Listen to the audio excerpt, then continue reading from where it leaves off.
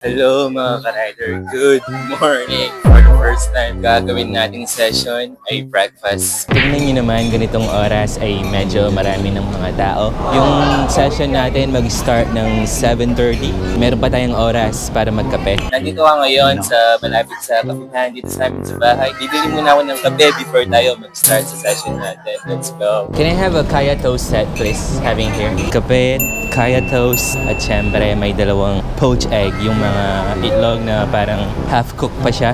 Ito yung typical na breakfast ng Singapore. 2 poached eggs. Ito yung masarap kapag kinakain siya sa kaya toast. Okay. Ooh, mainit pa. So you have to break them open. Ang init. Mas masarap to kapag sinasamahan siya ng toyo. Minimeasure siya ng 1 teaspoon para sakto yung lasa. Nice.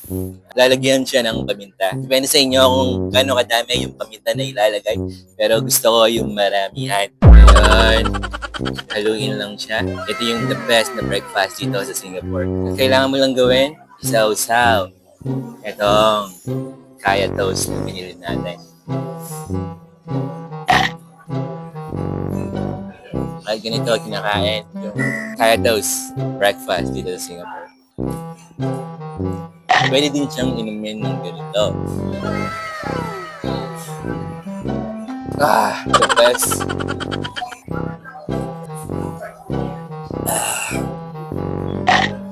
Time check tayo is already 7:20. In 10 minutes, mag-start na yung session natin. Kaya bilisan na natin ng konti. At mag-start na tayo sa pag-delivery. Let's go! The best breakfast ever. Nakapag-online na ako sa delivery platform natin. Ang gamit natin ngayon ay Food Panda. At binalot ko na lang yung aking kape. Dahil time check tayo is already 3 minutes. Mag-start na yung session natin. Pinabalot ko na lang yung kape natin ng ganito. Ngayon, maghihintay na lang tayo ng order. Naka-online na tayo. At tingnan natin kung paano mag-delivery dito sa Singapore sa umaga. This will be the first time that I'm doing breakfast session. Tingnan natin, madami ba yung mga order, madami bang kumakain, at ano yung mga kinakain ng mga locals dito, ng mga tao dito pag breakfast time. Pero syempre, the real questions, mabilisan ba ang order kapag breakfast dito? Tara, tingnan natin. Parang mas na-may to kapag umaga.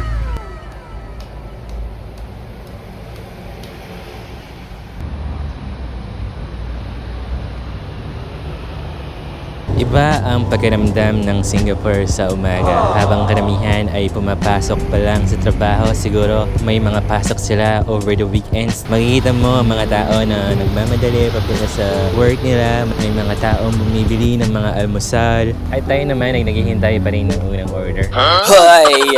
Time check tayo is already been 20 minutes. Hindi pa tayo nakakatanggap ng order. Pero okay lang yan. Parang mas ine-enjoy ko ba yung panahon ngayon sa umaga. Napakalamig at iba yung feeling pag ganitong oras. Right now, we're still waiting for orders to come in, pero wala pa tayo. Siguro ganito talaga yung pagde-delivery sa umaga, walang masyadong nag-breakfast. Ngayon, na-experience ko na medyo matumal ng konti kapag ganitong oras.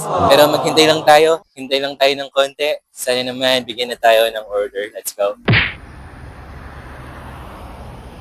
Finally, nakatanggap na tayo ng order. Yung pinakaunang order natin ay nasa Starbucks at nasa Hillion Mall lang siya. Yung Hillion Mall ay nandun lang sa kabila and we just have to travel for 2 minutes. Tingnan nyo, napakalapit lang. Tara, puntahan na natin to and I'm so excited to do delivery. Let's go!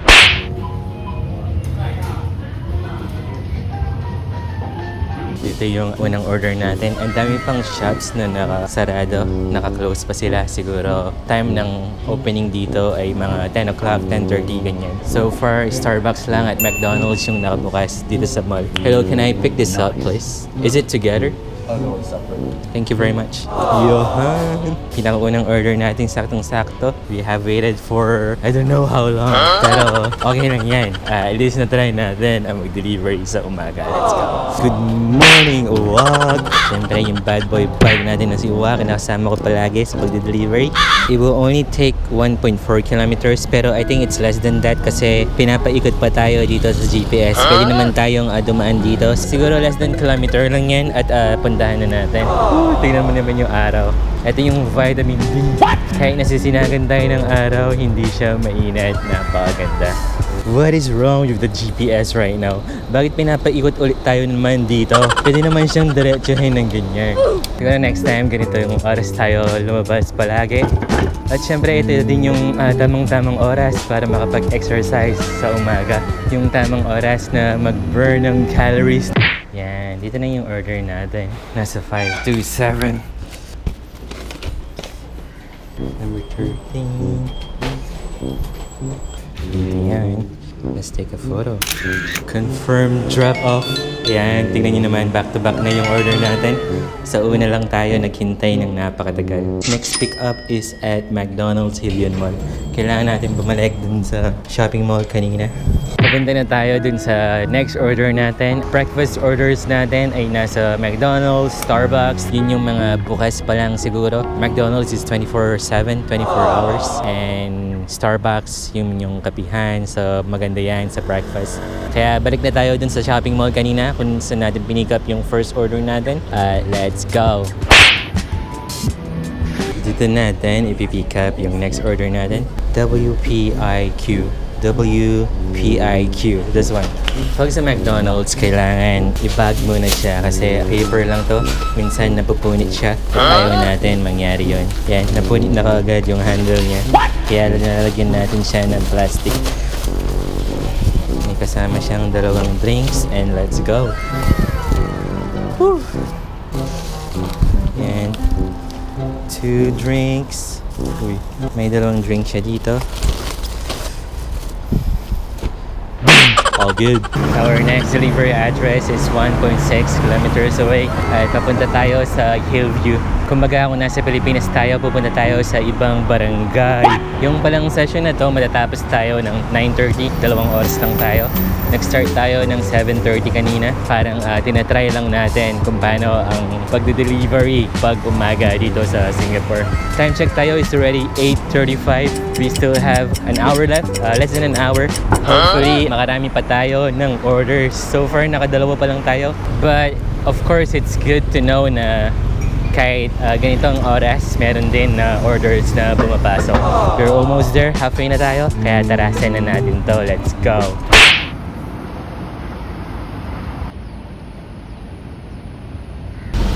Hello, how are you? Yeah, good. Delivery, yeah? Delivery, yes. You know where to park? Yes. Okay, proceed. Thank you very much. Alright. Kailangan daw tayo mag-park dito sa designated parking lot. Nice. McDonald's with 2 drinks. Ano ba yung in-order ng customer natin? Breakfast meal din sila. Hotcakes meal. Breakfast wrap sausage. Yung McDonald's breakfast pa yung binebenta nila. 11 a.m. mag-iiba na yung menu nila. 0807 daw. Yan. Thank you. No worries. We're going to level 8. Oh. Kaya na natin siyang iwanan dito. May space tayo dito. And it's safe. 0807. Please, Food Panda. Boom! Nasa cold storage daw. Cold storage is like a supermarket. At mga groceries yung ipipick up natin. Water break. So good.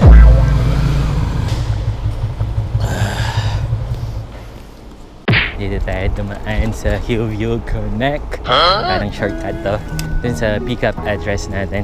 Ito yung lugar kung saan madami ding nag-exercise. Tingnan natin kung makikita natin yung mga nagjo-jogging dito. Nice. Ayan, dito tayo dumaan. Woo! Pababa, ang sarap. Breathe in and breathe out. You can smell the nature. Yung fresh air. Look at that.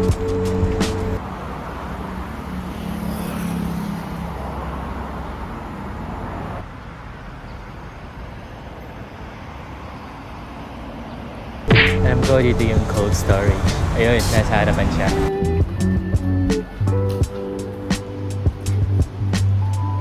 check natin yung order natin. The order number is 04IS. It says here there are 3 bags. Yan, 1, 2, 3, sakto. Parang hindi to kasya kay Uwa. Ilagay na lang natin yung 2 bag sa likod at yung tissue paper. Kailangan natin siyang isabit. Okay, that's 1. Here we go. Oh, hindi ko na siya maisara. Ganyan na lang. And yung tissue natin, ihang natin dito. Malapit lang naman yung delivery address natin. What is this? Our bag is full right now at nakatanggap tayo ulit ng bagong order. Yung bagong order natin ay nandoon lang, saktong-sakto. We have received a new order and yung order natin ay nasa Guzman E. Gomez. Nice. Yan.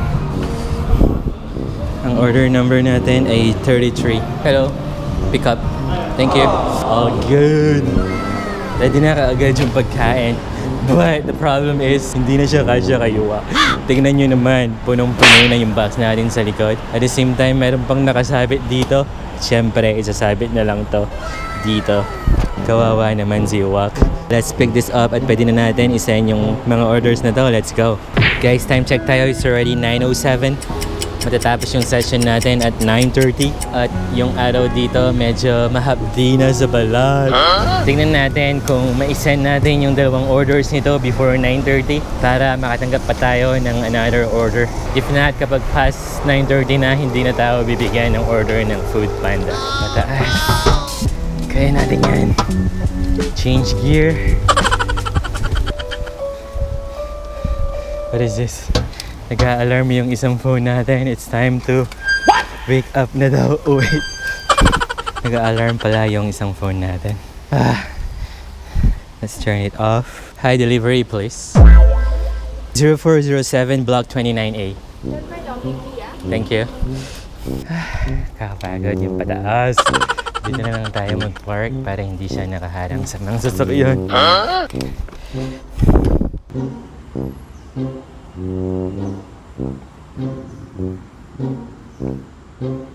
At yung order na to ay yung sa cold storage, yung tatlo yung bag. Buti na lang. Tanggalin na natin to para may space na tayo. That's 1, 2, and 3. Ilagay natin to dito sa loob. Yeah. Nice.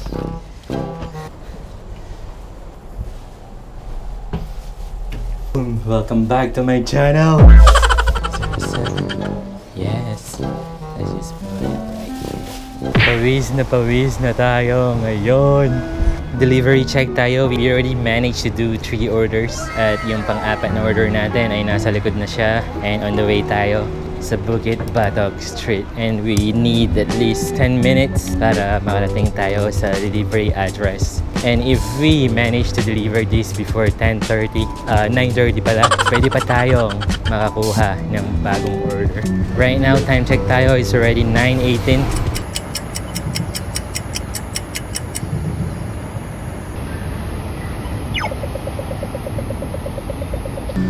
Kailangan natin lumipat dito. Nakalimutan ko siyang pindutin. Umabot ba? Isa sa nakakatagal dito sa pag-travel or pag-drive, kahit nasa sidewalk lang tayo, is when you cross the road. Kung madaming traffic light dito sa Singapore and you have to obey, syempre, at maghintay dun sa green man. At syempre, okay lang yun kasi it's good to be safe kapag tumatawid ng daan. So near yet so far. Ito yung condominium na pinag-deliveran natin. But the entrance is on the other side. Merong mga gate sa likod. But we are not allowed to do that. Pag ginamit mo yung mga exit na yun or yung mga entrance na yun, parang trespassing tayo kasi hindi tayo nag-register dun sa pinaka-main entrance nila. We have to do the right thing. Kailangan natin mag-register dun sa security guard. Hello, delivery place. Yan, yung Block 22 ay ito lang. Saan tayo pwedeng mag-park?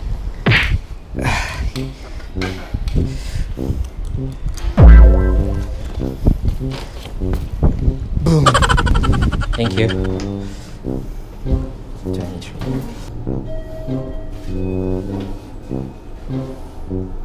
What? That's cockroach. Guys, time check tayo is already 9:32. I don't think aabot tayo. Hindi na talaga tayo umabot pala. 2306. Boom! Woohoo! And that concludes our session for today. This is the first time I tried breakfast delivery and it felt so good. Kaka-deliver lang natin ng fourth order. Unfortunately, it's past 9:30 na, so tapos na yung session natin. I just checked, we managed to complete 4 orders lang, pero pwede na yon. At we have earned $15.99. Napansin ko lang na yung rate sa umaga ay medyo mababa. Naka 4 orders tayo and $15.99. May dalawang orders tayo na yung earnings niya ay $3. Plus lang siya, less than $4. I'm quite surprised na ang baba nun. At parang ngayon ko lang nakita yung ganung klaseng rate. And if we are going to convert our earnings, $15.99 is equivalent to 735 pesos sa conversion ngayon. Right now, I'm heading back home na. Pwede na tayong magpahinga. I deserve a rest.